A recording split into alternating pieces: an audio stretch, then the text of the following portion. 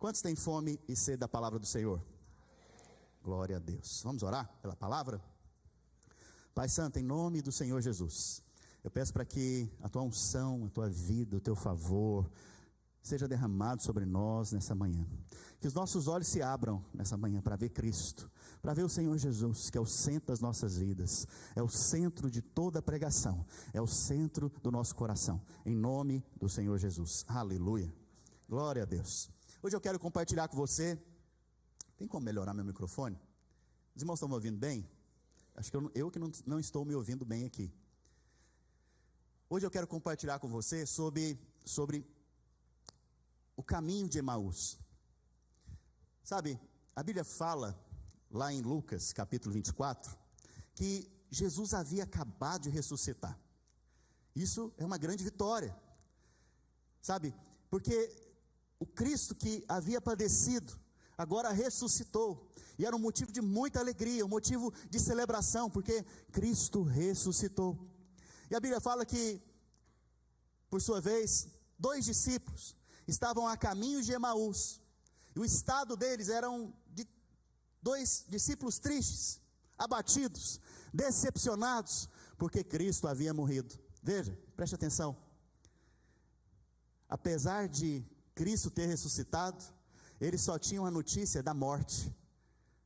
O evangelho completo é que Cristo veio ao mundo, morreu por nós, mas acabou por aí? Não, o que ele fez? Fala assim, ele ressuscitou. Essa notícia completa traz ânimo, força, alegria, celebração na sua vida. Mas eles só tinham a notícia de que Jesus havia morrido, e por isso estavam abatidos, decepcionados. Então, em Lucas 24, 13, hoje nós vamos abrir muita Bíblia, amém? Aleluia.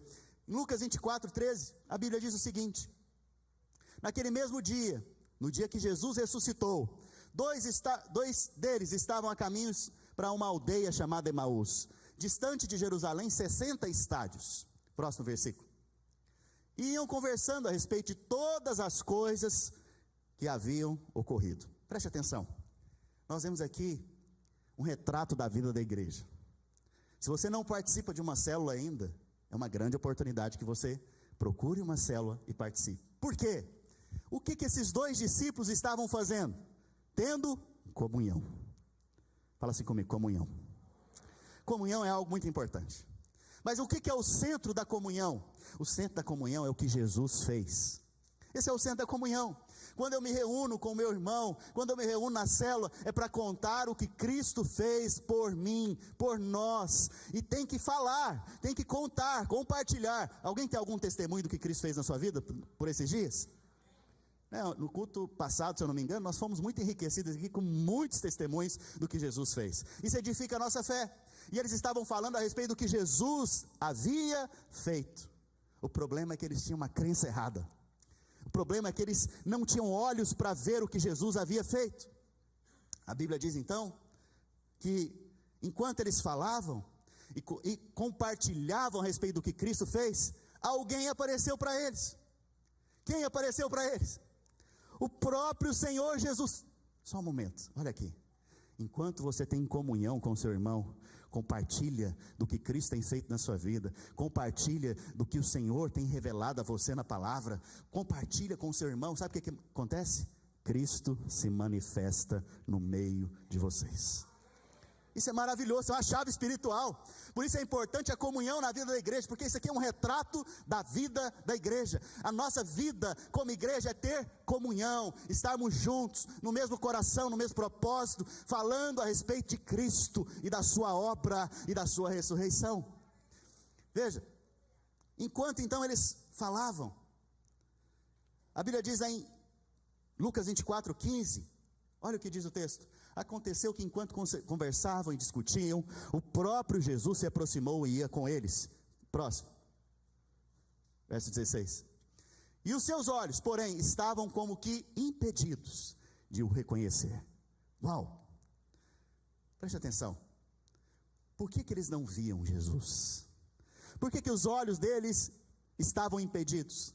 Isso aqui também é um retrato de muitos crentes na vida da igreja. Muitos crentes hoje em dia ainda não têm revelação de Cristo na sua palavra. Muitos ainda não têm revelação da obra do Senhor Jesus, ali na cruz do Calvário. Muitos não têm revelação da sua ressurreição. Muitos não têm revelação do Evangelho ainda. E esses estão como os do caminho de Emaús, nesse momento, impedidos de ver o Senhor Jesus. A pregação dos púlpitos tem um tema principal, um conteúdo principal. E o conteúdo principal, ou a pessoa principal, é Cristo. Se você está impedido de ver a Cristo, é um problema sério na sua fé.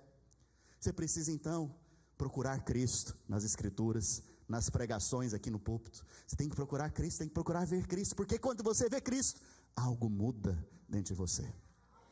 A Bíblia diz então que eles estavam, verso 17, no final do verso. Então lhes perguntou Jesus: o que vocês estão falando? O que tem preocupado vocês? Tem alguém preocupado aqui? Não precisa levantar a mão. Tem alguém preocupado com alguma coisa aqui hoje? Nada, né? Nós estamos no descanso, amém? Nós sabemos que o Senhor cuida de nós. Nós sabemos que aqueles que esperam no Senhor renovam as suas forças como a da águia. Aleluia. Eles correrão e não se cansarão. Aleluia. Olha só, por que vocês estão tratando aí? O que vocês estão falando? É interessante que, não é engraçado? Os dois estão caminhando, os dois discípulos, provavelmente era um casal, estão caminhando, conversando a respeito do que havia acontecido com Cristo. Agora o próprio Senhor aparece para eles, eles não reconhecem. E agora o Senhor quer entrar na conversa. Deixa Jesus entrar na sua conversa, filho. E aí a Bíblia fala que, o que vocês estão conversando? Jesus é tão gentil, né? Tão gentil. Ele se aproxima de nós. Ele se aproxima de você. Ele se aproxima de mim. Enquanto nós estamos tendo comunhão, Ele se aproxima. E quando Ele se aproxima, Ele quer participar do assunto. Quais são os seus assuntos hoje? Deixa Jesus participar. E a Bíblia diz então, que Jesus faz essa pergunta. E aí, olha só, verso 18. Volta um pouquinho. Qual que era a atitude deles, ou o comportamento deles? Como que eles estavam? Qual que era o estado que eles estavam? Entristecidos. Talvez você chegou aqui hoje entristecido, decepcionado, deprimido, porque esse era o estado deles. Eles esperavam uma coisa, aconteceu outra. Já aconteceu isso com alguém? Sim ou não? Eu fiz uma viagem essa semana, e eu só viajei porque eu consegui comprar as passagens através de uma pessoa que é minha vizinha, e ficou muito barato as passagens. Falei, então vou viajar. Só que é stand-by. Stand-by é uma aventura. Você tem que ter fé. Porque você pode embarcar ou não pode embarcar. Você pode embarcar hoje ou amanhã. Talvez nem amanhã, só depois de amanhã. E eu fui na fé. Comprei as passagens, então fui para o aeroporto. Segunda-feira. Dia mais lotado. E pela fé, o Senhor me colocou lá dentro do avião. Só tinham 4 vagas. E as 4 vagas para minha família estavam lá, garantido. A ida foi maravilhosa. Foi uma benção. Chegamos lá, foi uma benção. Na volta, aconteceram algumas dificuldades. Por causa de 2 minutos, eu não consegui embarcar na volta, perdi o voo. Aí Deus falou comigo, está vendo? Se a porta fechar, ninguém mais entra. Eu falei, aleluia. Aprendi. Se a porta fechar, ninguém entra. E aí então, fomos colocados em outro voo mais tarde. Deu certo. Haviam ali apenas 2 vagas, mas Deus supriu.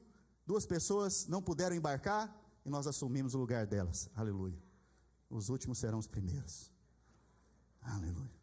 E aí então, nós fomos, quando chegamos no próximo aeroporto, que era uma conexão, só haviam nos dado o ticket para aquele voo até aquele aeroporto. Eu precisava do ticket completo, que chegaria aqui em Fort Lauderdale.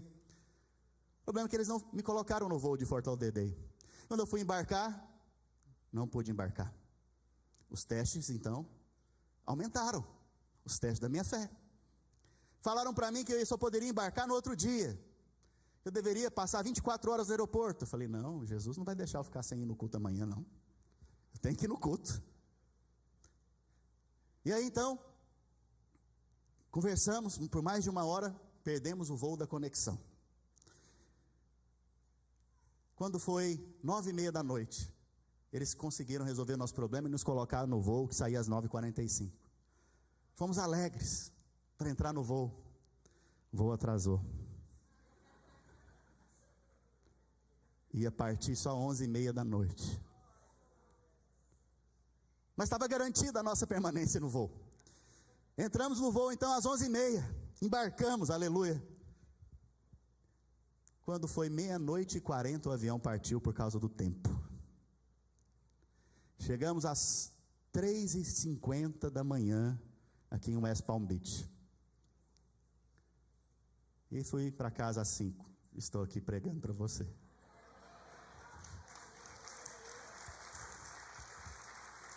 E aí, Deus, o Senhor Jesus não me deixou faltar o culto, aleluia. Ele me trouxe aqui hoje. Veja, quando uma porta se abre, ninguém pode fechar ela. Mas quando uma porta se fecha, ninguém pode abrir. Essa foi a lição dessa viagem.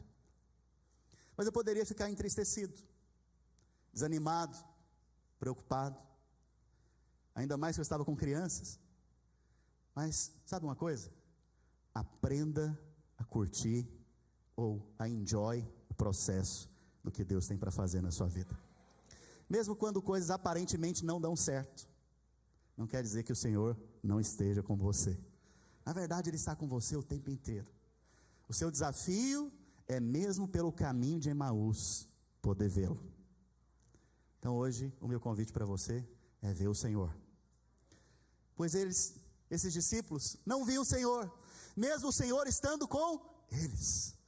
Sabe, há crentes hoje ainda que não reconhecem o Senhor em todos os seus caminhos. Apesar do Senhor estar morando, habitando dentro de você, dentro de mim, muitas vezes nós não o vemos, não o reconhecemos, e somos como esses 2 discípulos. Mas nós precisamos hoje ter olhos abertos para ver o Senhor, ver o que Ele quer ministrar a nós, entendemos o que Ele tem para nós. Por que eles estavam então entristecidos? Simplesmente porque não viram o Senhor.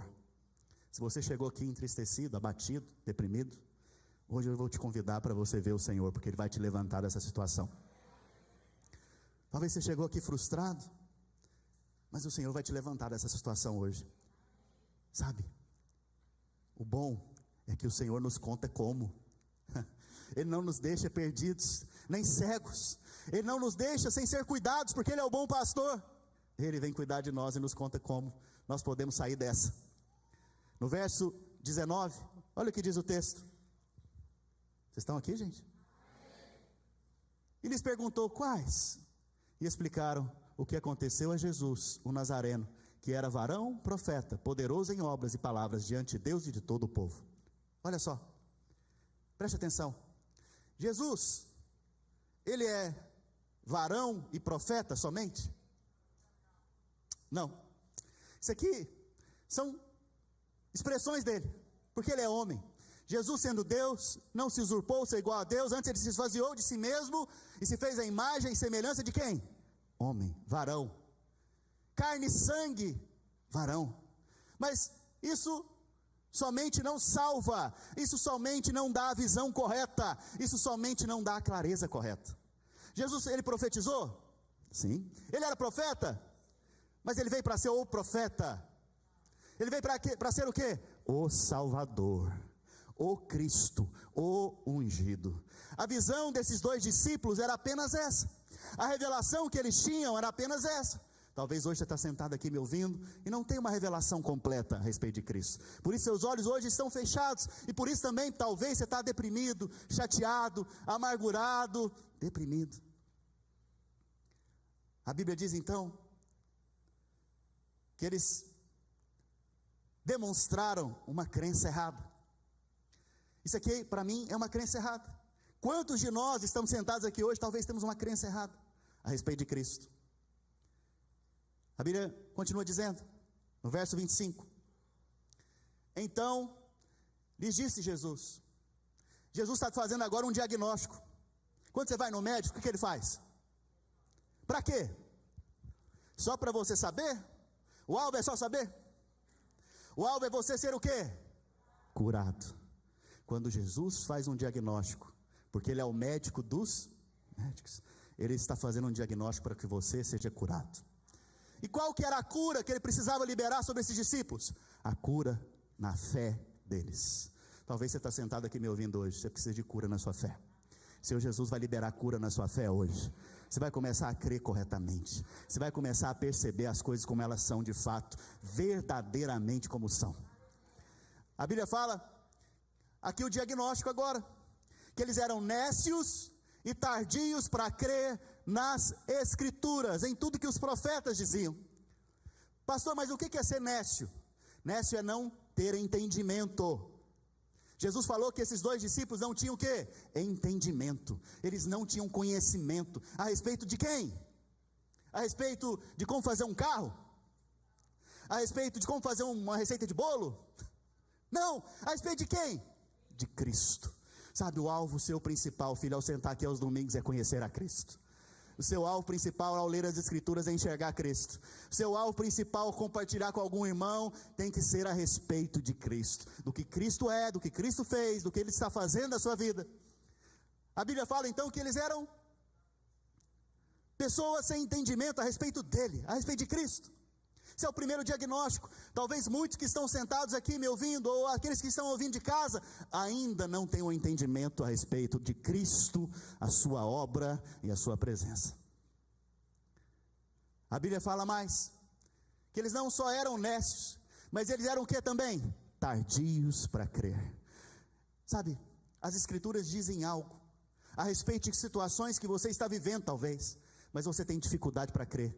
Por quê? Porque ainda não tem entendimento de Cristo. Porque quando os seus olhos se abrem, a sua fé é ampliada, sua fé é aumentada, e você é rápido para crer naquilo que Deus tem para fazer.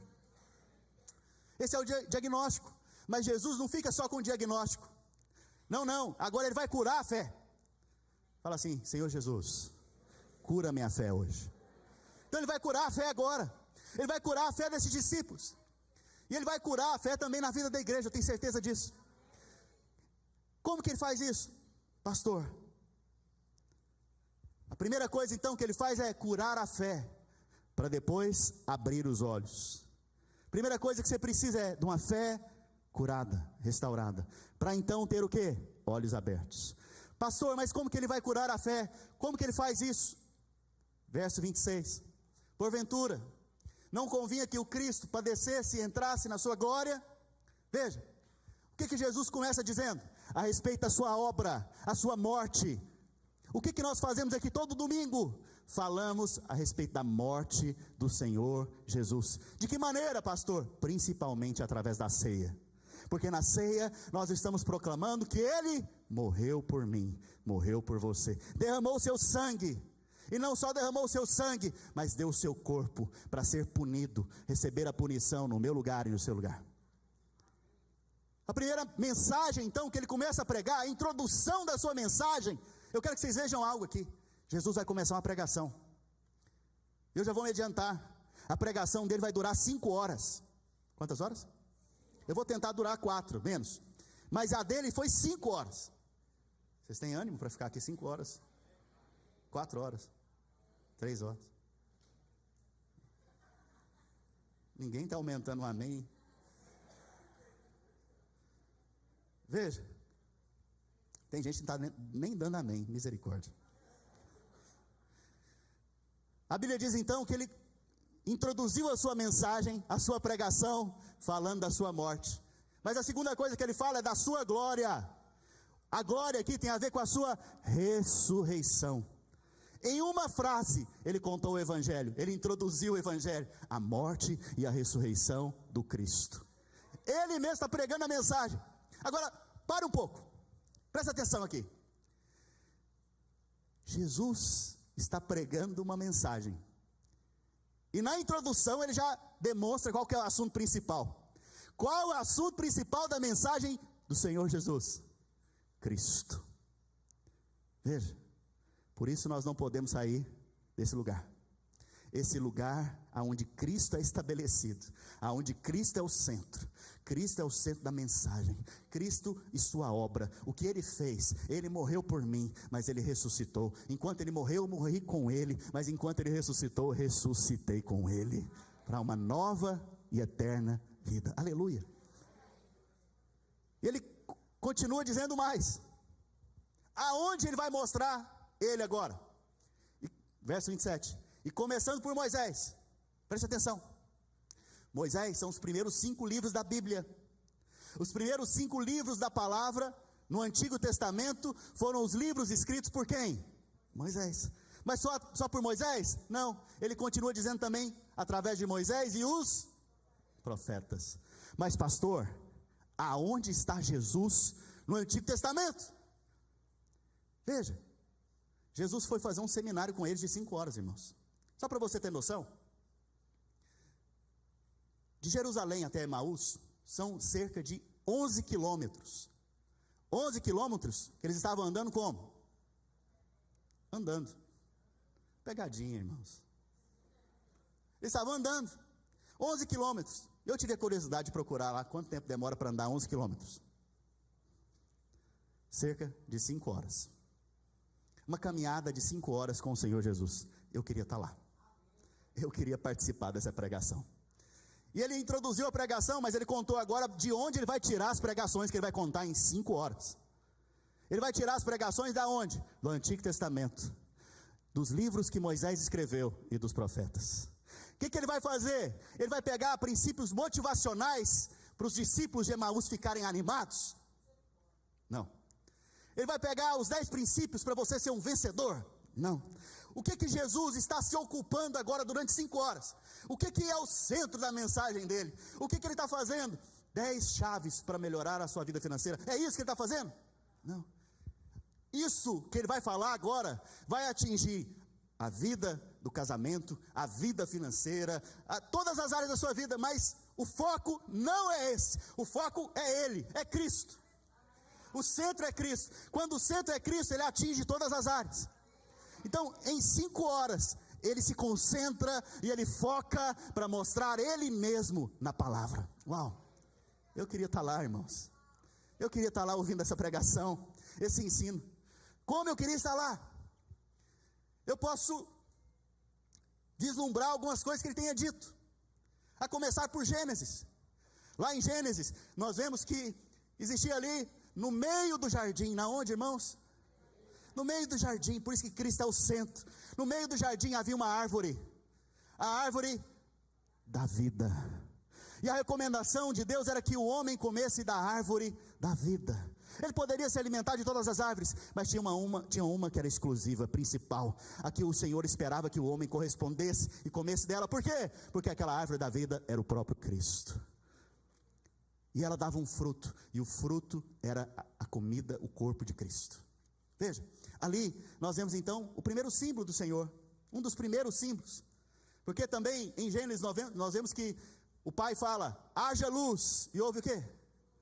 Jesus é a luz do mundo. Ali nós vemos a luz atuando. Quando a luz vem, a ordem, a organização. Quando a luz vem, a clareza. A coisa que você mais precisa na sua vida é luz, é Cristo. Em outras palavras, é Cristo. Lá no jardim, quando o homem é criado, no meio do jardim nós vemos o que? A árvore da vida, que é Cristo. Então eu posso começar a vislumbrar aqui Jesus começando a pregação. Lembra lá em Gênesis, quando Deus disse, haja luz? Eu era a luz. Cristo é a luz. Mas não é só isso. Lembra quando Deus criou o homem? Ele plantou um jardim, e ele colocou uma árvore lá no meio do jardim.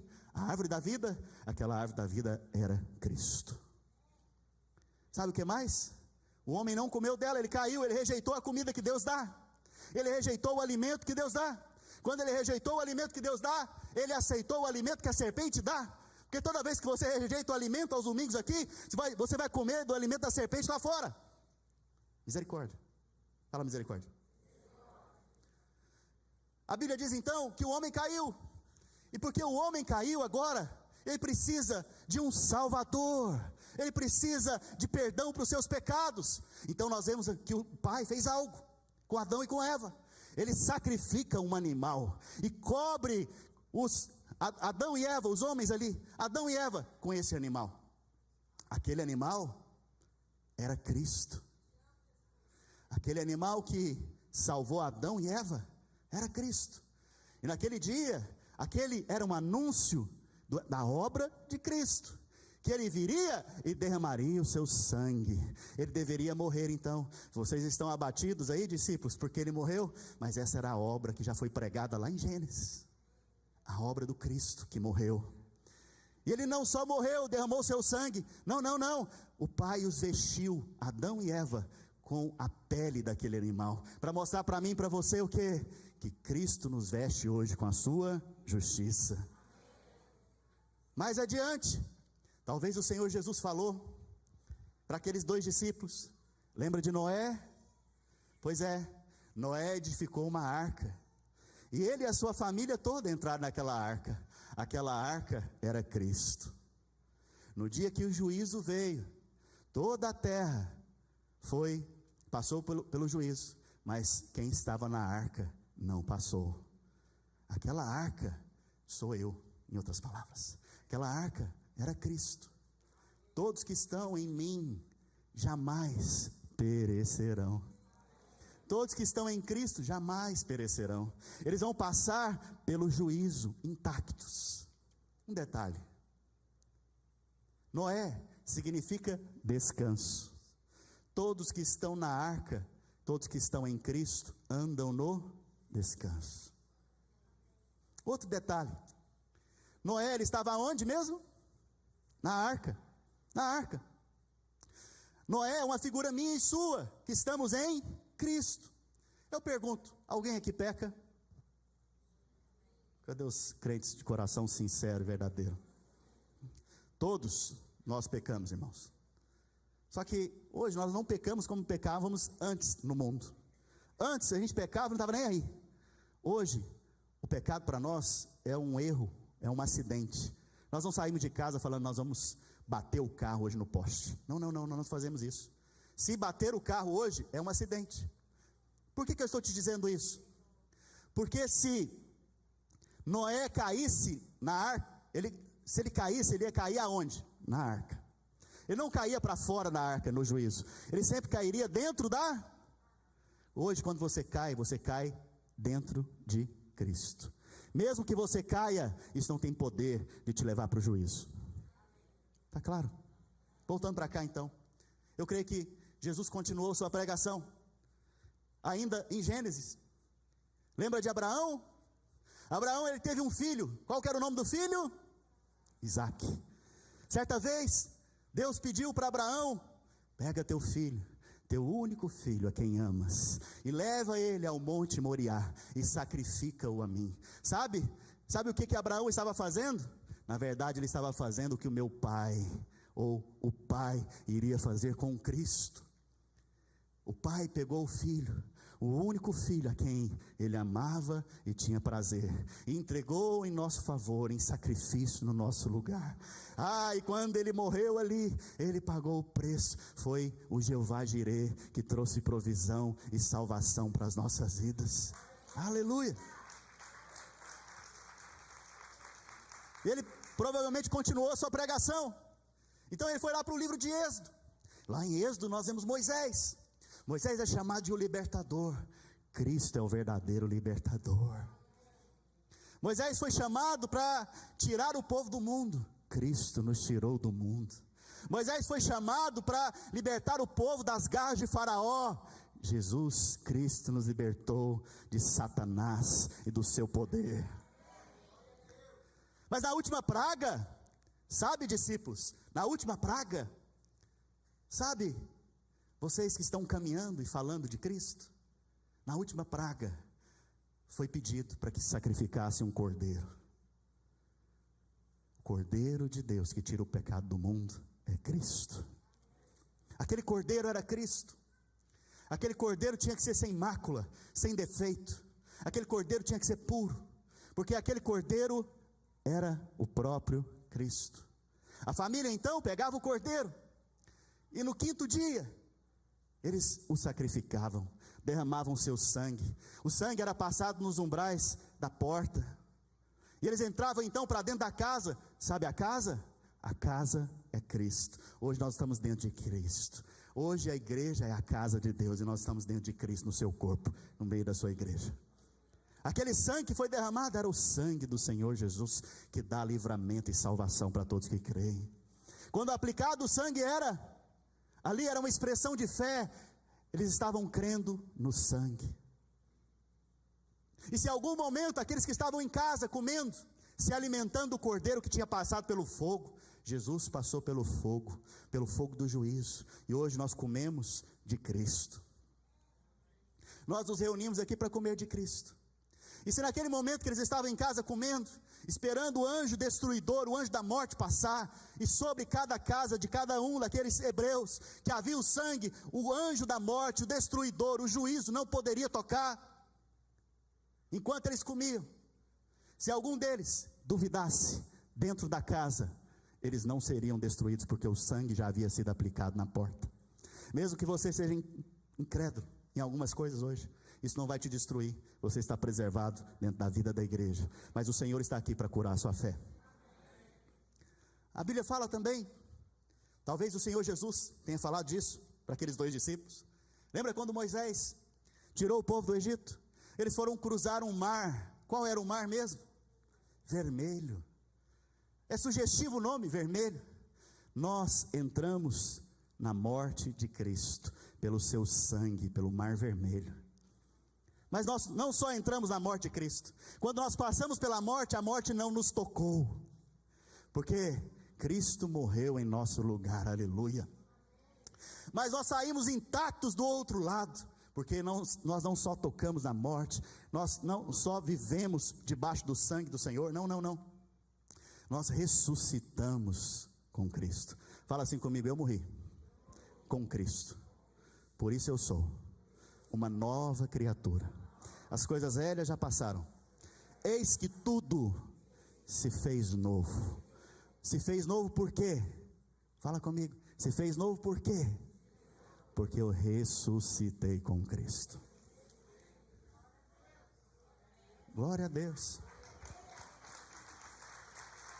Talvez o Senhor continuou a pregação, e ele demorou quantas horas mesmo? E eu só estou há 30 minutos aqui. Calma, aquieta o seu coração, receba de Cristo. Quando eles saíram do mar vermelho, uma nuvem os cobriu. Aquele era o Espírito Santo que eu prometi. O Cristo prometeu a descida do Espírito Santo. Era a nuvem que os cobria, lhes dava conforto, abrigo. O Espírito Santo é o Consolador, é aquele que nos dá abrigo, conforto. Ele nos protege, nos guarda, Ele nos protege no dia quente. E Ele é a labareda de fogo à noite. Ele nos aquece o coração em dias frios. O Espírito Santo está conosco, nos guiando. Onde a nuvem vai, aquele povo iria, porque o Espírito Santo, que essa é a figura, Ele nos guia a toda a verdade. E a verdade vai nos libertando no caminho, no processo, enquanto caminhamos e falamos da obra de Cristo, aleluia.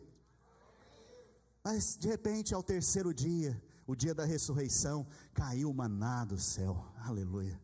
Aquele maná era Cristo, e o povo passou a se alimentar de Cristo.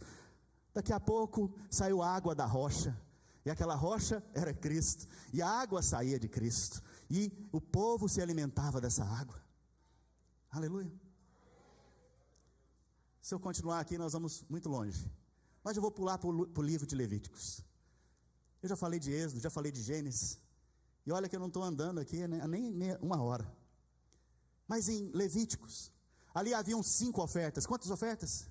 5. Cada uma delas era uma expressão da obra de Cristo. Todas aquelas ofertas, a maioria delas, na verdade, tinham que passar pelo fogo, pelo juízo. Nessas ofertas eram entregues animais. Quem era pobre, quem não tinha condições, levavam rolinhas, pombinhas. Quem era rico, ou quem tinha autoridade, traziam touros. Quanto maior a riqueza, maior a oferta. Preste atenção aqui.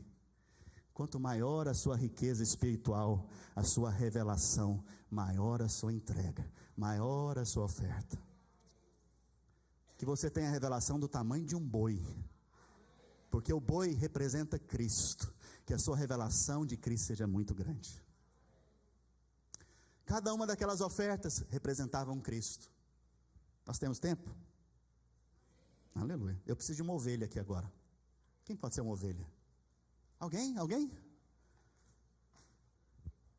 Vem cá, sacerdote, você é o sacerdote. Fica aqui, sacerdote. Esse aqui é o altar onde era queimado o animal. Lá em Levíticos fala a respeito desse assunto. Provavelmente o Senhor Jesus, ele estava contando a respeito desse assunto quando chegou em Levíticos. Lembra? Quando os animais eram entregues ali no altar, aqueles animais eram Cristo. Aqueles animais deveriam morrer para que houvesse perdão sobre aquele ofertante. O animal, que é Cristo, morreu para que houvesse perdão e remissão de pecados sobre todos nós. O ofertante trazia o seu animal, e aqui eu estou trazendo uma ovelha. Ela é branquinha, perfeita. Perfeita, sem defeito. Por que deveria ser sem defeito?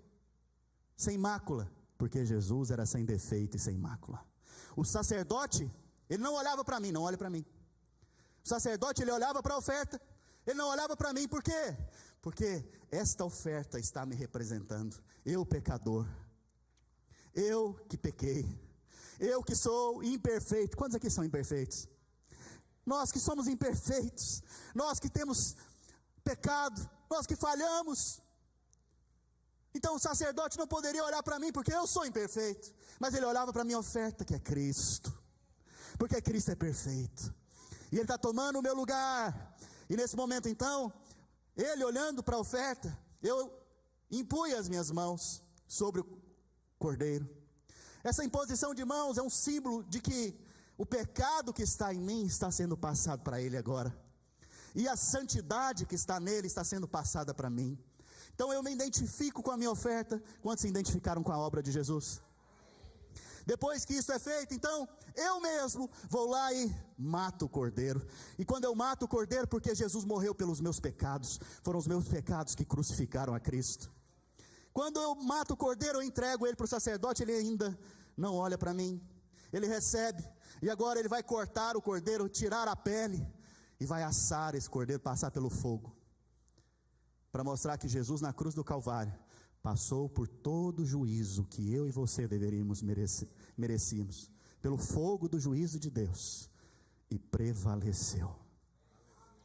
Obrigado, irmãos, obrigado, somos sacerdotes, obrigado, cordeiro, glória a Deus.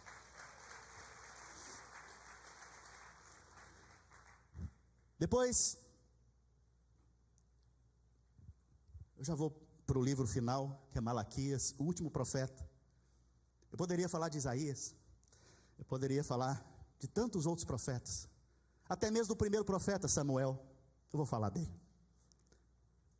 Talvez Jesus, ainda falando com os discípulos, ele disse: lembra de Davi? Davi é o amado, Cristo é o filho amado. Lembra que Davi fez? Ele venceu quem? Golias. Golias é uma expressão de Satanás. O nosso representante Davi, no dia que ele venceu, toda a nação venceu. No dia que o filho do homem pisou na cabeça da serpente, não foi só ele que venceu. Todos que fazem parte dessa nação, desse povo de Deus, venceu a Satanás, o acusador, e ele não tem mais autoridade sobre vocês, não tem mais autoridade, porque Cristo pisou na cabeça da serpente lá na cruz do Calvário. Malaquias diz o seguinte, vocês estão com a fé animada aí, gente? O coração está aquecendo? Malaquias diz o seguinte, Malaquias, o último capítulo, capítulo 4, o último verso, os últimos versos, versos 5 e 6. Eis que vos enviarei o profeta Elias. Então provavelmente o Senhor Jesus agora fala a respeito do profeta Malaquias para aqueles dois discípulos. Ele fala, Malaquias profetizou 400 anos antes, que o Senhor enviaria o profeta Elias. E o próprio Senhor Jesus, antes de morrer, ele explica, Elias já veio. Quem é Elias? João Batista. para que convertesse o coração dos pais aos filhos e o coração dos filhos aos pais. Espera lá, qual que era a pregação de João Batista? Eis o Cordeiro de Deus que tira o pecado do mundo. Qual que era a pregação de Elias? Eis o Cordeiro de Deus que tira o pecado do mundo. Arrependei-vos, porque é chegada a vossa salvação. Cristo chegou, o Cordeiro chegou. Você pode ser salvo agora, você pode ser liberto dos seus pecados, curado das suas enfermidades, você pode ser restaurado e se tornar ainda filho. Malaquias profetizou isso. Quando Jesus estava falando a respeito disso, ele falou: Cristo, é aquele que iria converter o coração do Pai aos filhos. O coração do nosso Papai Celestial foi convertido a nós, porque Cristo morreu na cruz do Calvário, e Ele nos fez ser aceitos perante o nosso Papai Celestial. E por isso nós nos tornamos então filhos. E agora que nós somos filhos, nosso coração, que agora é de carne, não é mais de pedra, ele é cheio do amor, é cheio da presença, da glória de Cristo. Nosso coração agora se converte ao Pai. Então agora nós somos filhos amados, que amamos também o nosso Papai Celestial, porque a obra de Cristo produziu isto. Poderia continuar dizendo muitas coisas para vocês, mas nessa jornada de aproximadamente 5 horas, a Bíblia relata que esses discípulos estavam entrando já numa casa no final da jornada, e Jesus fez que ia passar, e eles falaram: vem ceiar conosco.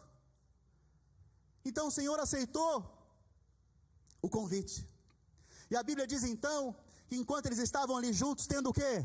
Comunhão. Olha a comunhão de novo. Comunhão é muito importante na vida da igreja. Se você viver sozinho é um problema, porque você não vai ter revelação, você não vai crescer espiritualmente. Você precisa ter comunhão, irmãos, com quem você pode se assentar à mesa e compartilhar a respeito de Cristo. A Bíblia diz então que ele, pegando o pão, o partiu. Quando partiu, os olhos dele se abriram, e Jesus desapareceu fisicamente na presença deles. Você pode perguntar: por que Jesus fez isso? Agora que eles entenderam, preste atenção, olha aqui para mim. Jesus havia ressuscitado.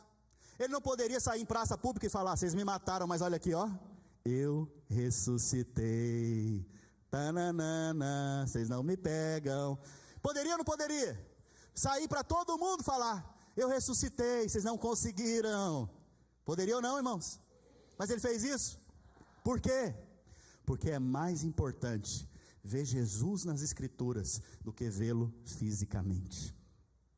É mais importante você sentar aqui aos domingos para ouvir a respeito de Cristo e vê-lo nas Escrituras do que vê-lo fisicamente. É mais importante você ler a palavra e ver a Cristo do que procurar lá coisas, princípios espirituais para você simplesmente aplicar na sua vida. O alvo principal é ver o Senhor Jesus. Eu gostaria que você ficasse de pé.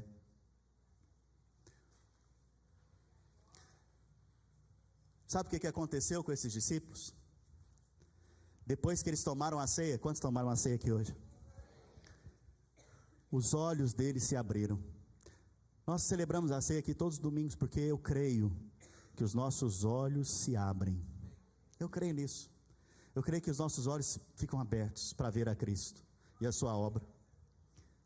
A Bíblia fala que depois que eles viram o Senhor, celebraram a ceia e viram o Senhor, eles começaram a conversar sobre a pregação.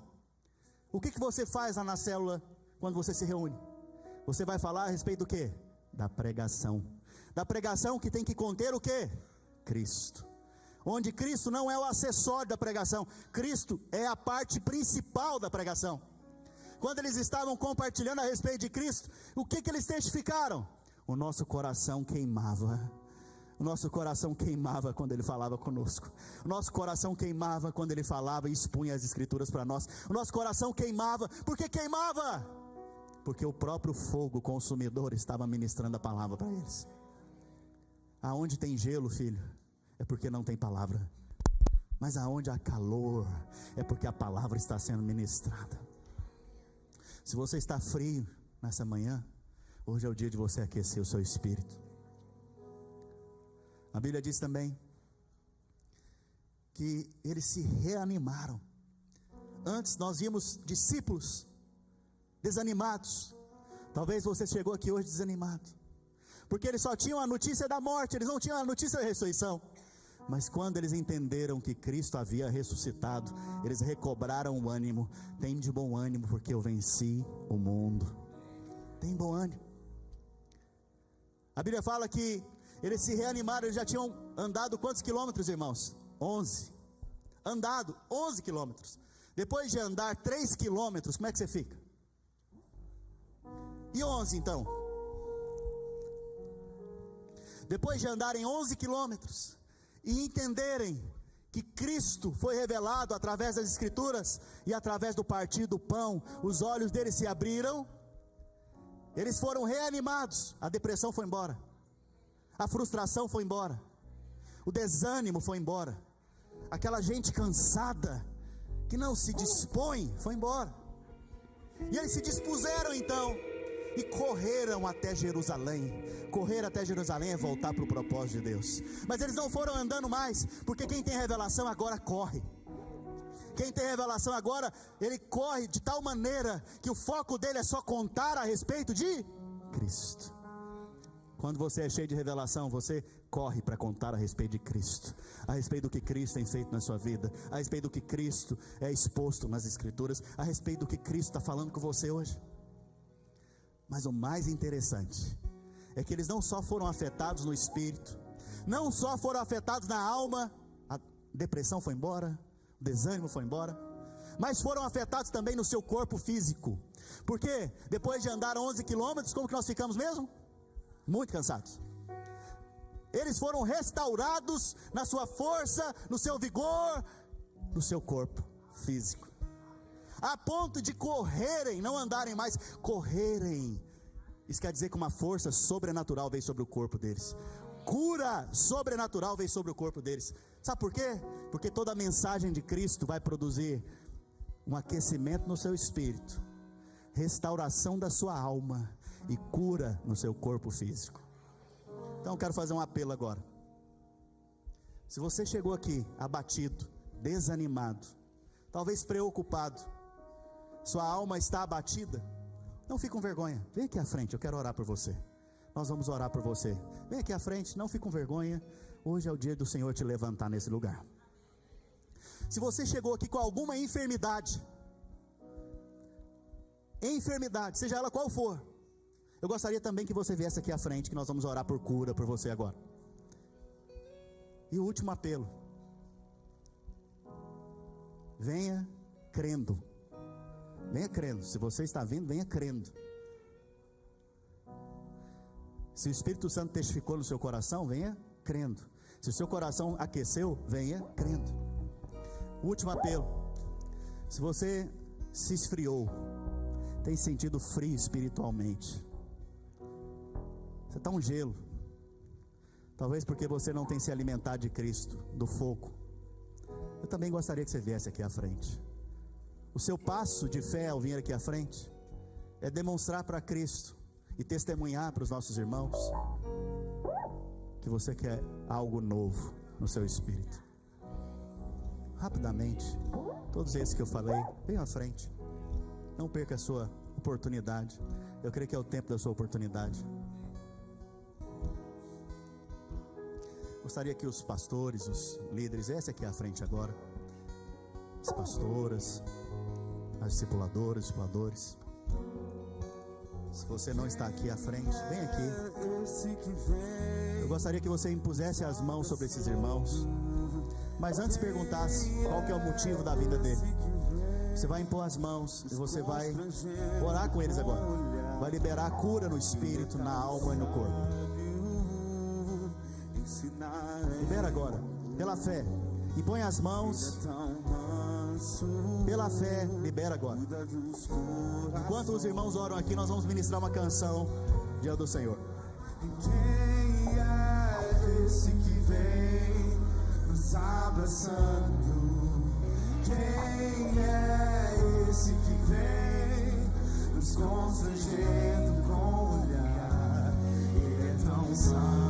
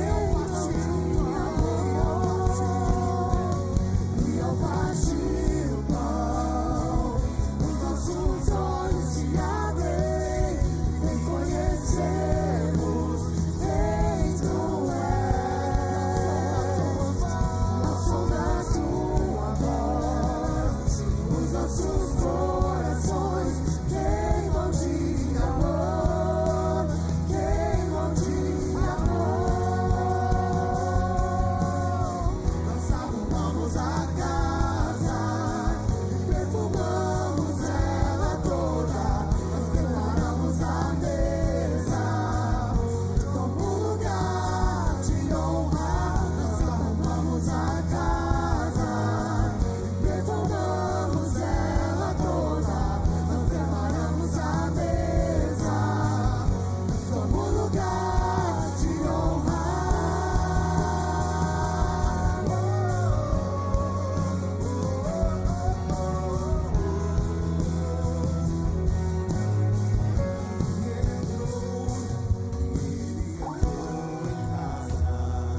Ele está na mesa, ele nos observa, sabe que não esperamos, e a partir do pão, os nossos olhos se abrem e reconhecemos quem tu és.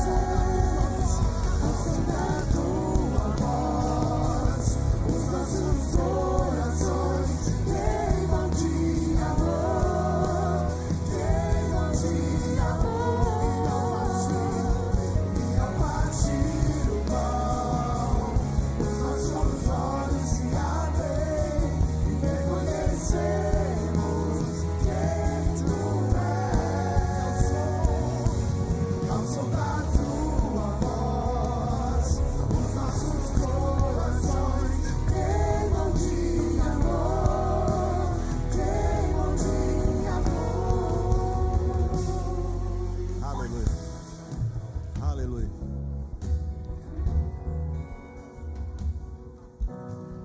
Eu creio que o Senhor quer liberar a cura no seu corpo hoje. Eu creio. Abaixa só um pouquinho o som do louvor. Eu creio que vai começar a brotar cura no seu corpo agora. Espírito Santo me mostra que tem pessoas aí nas cadeiras que não vieram à frente, que estão com problemas no seu corpo físico, enfermidades no seu corpo, e há um apelo para você do Espírito Santo. Ele quer te curar nessa tarde. Ele quer curar você, não importa a sua enfermidade. Não há nada tão grande que o médico dos médicos não possa fazer. Você vai começar a perceber um calor agora na região onde está a enfermidade.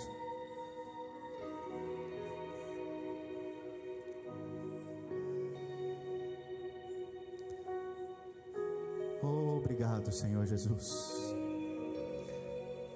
porque a tua obra nos dá saúde, vigor e força. Obrigado porque estamos seguros no Senhor. Ainda que enfermidades apareçam no nosso corpo, essa não é a verdade da tua palavra. Pode ser um fato, mas não é a verdade da palavra. A verdade é que o Senhor levou esta enfermidade que está no corpo na cruz do Calvário. Por isso esta enfermidade agora, eu declaro, é ilegal.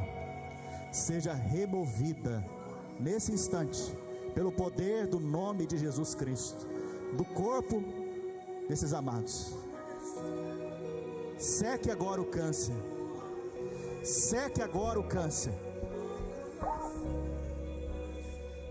Todo vírus perca sua força agora. Toda confusão mental seja agora desfeita. Todo problema no ovário agora seja curado pelo poder do nome de Jesus. Toda imperfeição no corpo seja agora restaurada pela perfeição de Cristo, em nome de Jesus. Se você está percebendo algo diferente no seu corpo, levante a sua mão, dá um testemunho e glorifique o nome do Senhor. Levante a sua mão, se você está percebendo algo diferente, talvez um calor. Levante a sua mão e dê glória para o Senhor Jesus. Oh Espírito de Deus.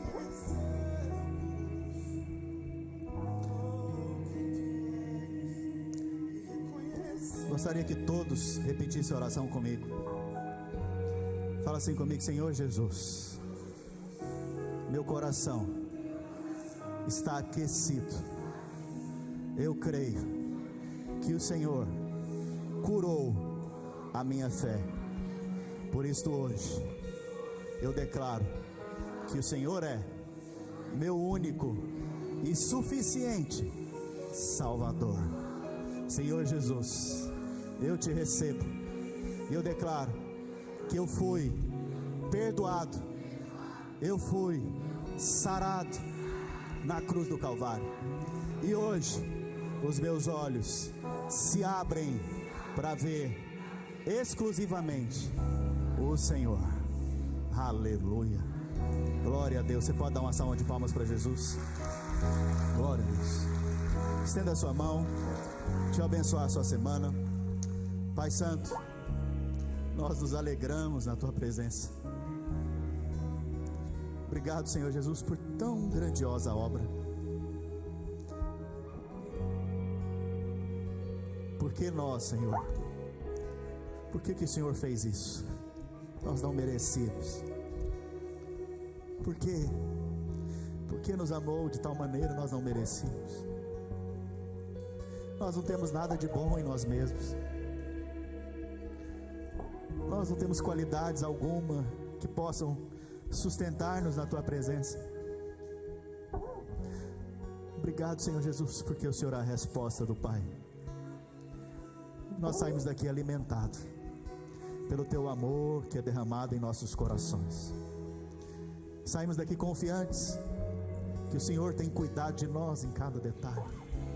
Por isso nós vamos lá para fora, correndo, não de ansiedade, correndo não de agonia, não de medo, mas correndo para contar o que o Senhor fez. E ao abrirmos a boca, o coração daquelas pessoas que ouvirem, vão se aquecer, serão salvos, libertos e curados. E ao caminharmos, o Senhor estará no nosso meio, abrindo os nossos olhos por meio da palavra, enquanto meditamos nela. Enquanto caminhamos, o Senhor se faz presente no nosso meio.